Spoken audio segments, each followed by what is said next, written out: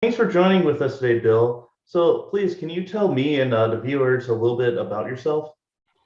Sure. My name is Bill Rosenau. I'm the Waushara County Veteran Service Officer. Um, Real quickly, my office is staffed with two veterans, myself and another accredited veteran service officer. He's my assistant.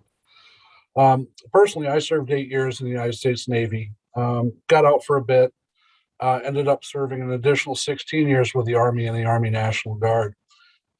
During that period, I wore a bunch of different hats, everything from clerking to legal NCO, straight leg infantry, air assault infantry, mechanized infantry, uh, heavy anti armor infantry.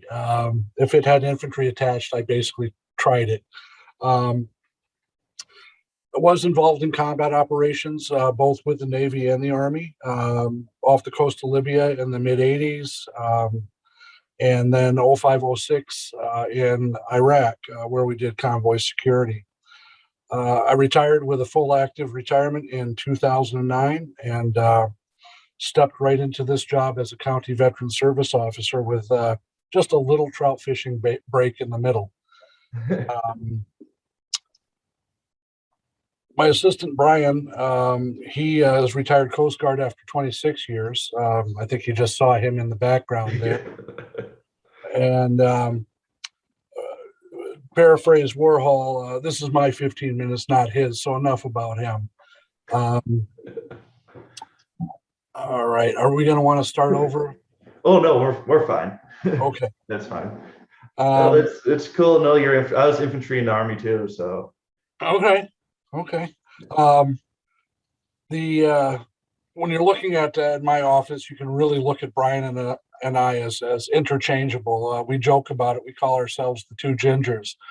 Um, but because we share a passion for the job and a computer system, we truly are interchangeable. And I actually did that by design, because I'm not going to be on the planet forever, and I wanted somebody to step into my shoes.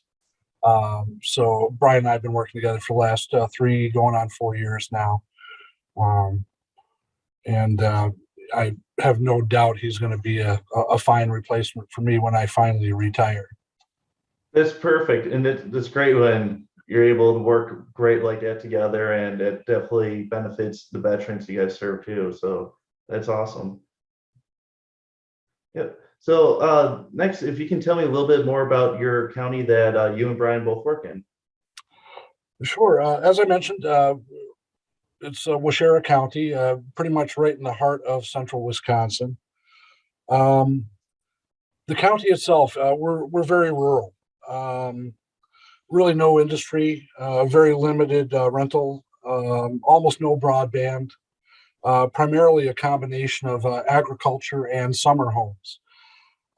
So the year-round population versus the summer population offers some unique challenges.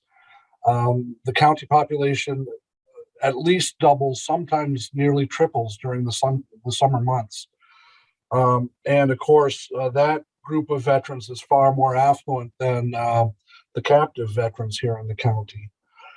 Um, Another really interesting demographic, Wisconsin is one of the most aged populations in the nation.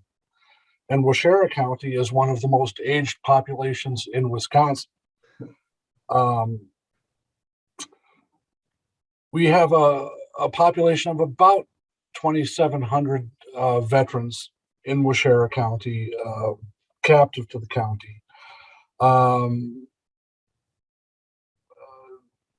One city and 7 townships. And again, as that population increases radically during the summer months. Um, yeah, I think that pretty much covers the demographic piece. Yeah, but perfect. So as a CVSO officer, what are some of the services that you do offer veterans? Uh, Boy, our service is anything from the birth and death of a veteran. If a veteran has a concern, we're going to try to address it. The primary focus by statute is accessing state and federal governmental benefits. But the needs of veterans far outreach the statutes and the laws. If a veteran has a concern, if they bring it to us, we're going to try to help them address it, whether it's addressing it directly or acting as a referral agency to someone who can address it. Awesome. That's really good. So really you're one-stop shop, try to anything you can help with, you try your best. You bet. You bet. Yeah, it's there's a lot of governmental, a lot of non-governmental programs out there. And I've been around in the county for a little over a decade now. Um, so knowing what the resources are in this rural community and who to point people at, um, pretty key. Perfect. That kind of leads to my next question is what are some of the different organizations you may partner with in your county? We work a lot with the local veteran service organizations. If there's a need, specifically a financial need that we cannot address directly through a governmental benefit, we really depend on the local veteran service organizations, the Veterans of Foreign Wars, the American Legion, AMVETS Riders, the auxiliaries. We partner with them quite a bit, specifically to address financial needs that can't be addressed through government means. Perfect. And you already talked about this a little bit, but what are some of the different challenges that you guys do face in your county when it comes to helping veterans? As a rural and relatively impoverished county, without a large employer base, you can imagine we lack a lot of resources. We have a couple of grocery stores in Watoma, but the rest of the county is basically a food wasteland. Um, so to fill that gap, we have some very robust food pantries. Being an agricultural community, we also have a lot of farm stands that can help fill that gap. Um, a couple of the dollar stores. It's kind of ironic, kind of in a water everywhere, but not a drop to drink kind of way. Being Okay. agricultural but being in a food desert, basically. Um, we have limited mental health resources. The county government is actually probably the largest provider of mental health services for Waushara County. We have zero, zip, nada, nothing for homeless resources here within the borders of Waushara County. So to address those needs, I'm usually reaching outside of the county to the first stop for me is the Wisconsin Department of Veterans Affairs VORP program, the Veterans Outreach and Recovery Program. I have to reach all the way over to Fond du Lac County to interact with Center for Veterans Issues to bring in the supportive service for veterans families. Having to reach outside to get resources to address homelessness can prove to be a hurdle at times because a homeless veteran is not the most reachable and not the most mobile. So those can offer some very unique challenges. On the other hand, and kind of ironic, because of the lack of resources, the area is not very attractive to homeless individuals. So the visibly homeless tend to be touch and goes. They come into the area, see what the resources are, and then quickly go somewhere that has actual resources that can actually assist them. But we do know, being an impoverished county, that the homeless program probably exists at a much deeper level than we see. And these are people who are couch surfing or living with relatives for a brief period of time. Very, very hard to identify until they hit a very high level of need, in which case they come in and see me and we see what we can do by reaching outside of the county. Again, I really rely on the Wisconsin Department of Veterans Affairs and the VORP program. Cal has been my go-to guy for a number of years on this front. Yeah, those would be, I would think, probably the largest challenges right there. Okay. Wow, well, that's really good to know. With you being in such a rural area and you're seeing the internet's not the best, what are some different ways you guys try reaching out to veterans in the community? Well, it's I run regular articles on my website in the local papers. I have a very good relationship with the Washera Argus and the Resorter. Anything that's coming up lands in the paper.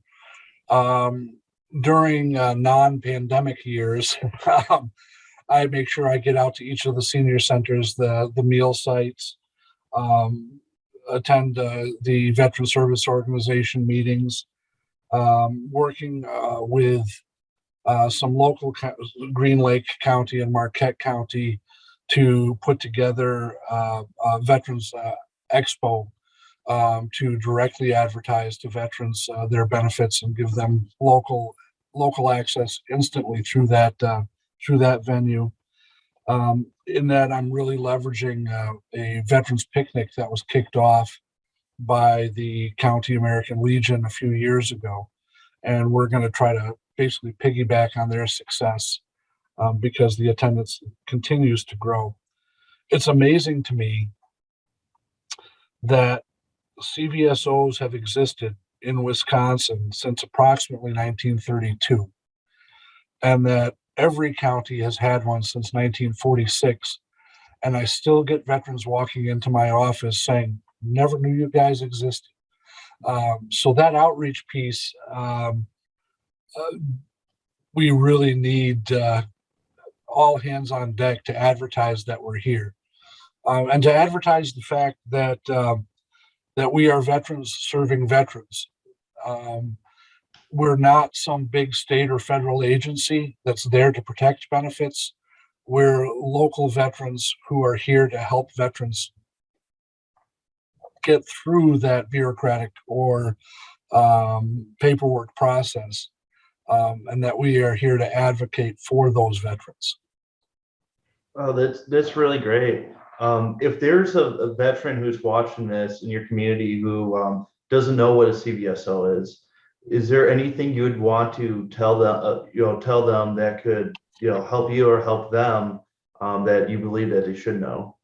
Sure, yeah. If you're not familiar with county veteran service officers, a quick primer goes something like this. We're not the VA, and there's a reason for that.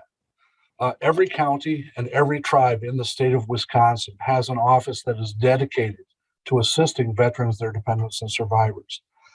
We're county or tribal employees, and we're outside of those large regulatory agencies by design. And that's so we can represent that veteran's interests without owing our allegiance to a regulatory agency that's trying to manage that benefit. Um, Even though the state and federal governments have some great benefits for veterans, they're jealously guarded by a wall of law and statute and surrounded by a minefield of implementation policy. Um, we're the local folks who can help throw a hook over that wall or navigate the safe path through that minefield. Um, Even though we're not VA, we are recognized by VA's Office of General Counsel as having the background, the education, and the ability to represent a veteran's interests, even if it becomes adversarial with that state or regulatory agency. Um, and we usually do that through a representative relationship with various veteran service organizations, as I mentioned. Um, Out here in the world, there's that membership base, which is a beneficial organization in the local community, but also feeds the lobby machine in DC. Um, when we're talking about representation, we're acting through a very specific branch of that veteran service organization that is there to, again, represent a veteran's interests through claims actions in the VA. Wow. Well, that is very well put. Thanks. Thank you so much, Bill. Well, the last question I have for you is what's a great way for a veteran to get a hold of you or Brian, hold of your office? Really simple. This office is staffed from 8 a.m. to 4:30 p.m. Monday through Friday. Give us a call at 920 787-0446.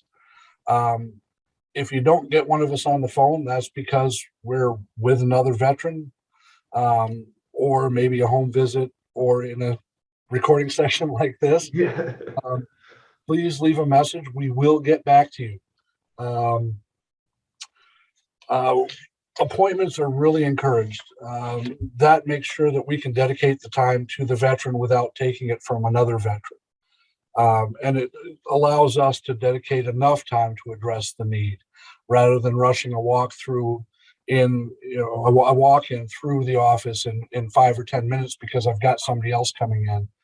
If you've got an appointment, we know we can sit down and dedicate half an hour, 45 minutes, an hour, however much time is needed to address the need. Perfect. Thank you so much, Bill. Thanks for being here with us today with all the great information. And if there's anything we at the R&R House can do to help out too, just give us a call as well. And once again, thank you so much for being here today. Fantastic. Thank you very much for the opportunity. I really appreciate R&R House interest and assistance in getting the word out that we're here. Thank you very much. Appreciate it. Yeah, absolutely. Thank you. Thank you.